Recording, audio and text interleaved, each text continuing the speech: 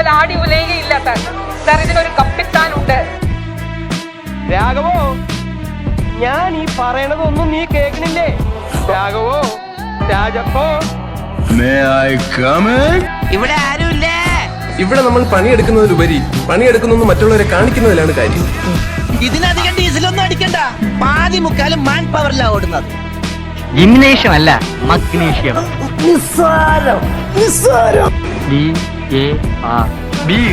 ഒരു glass brand വേണം.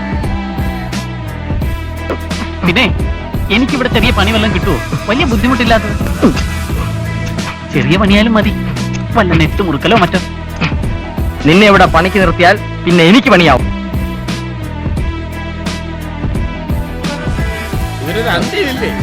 ഇല്ല സാർ.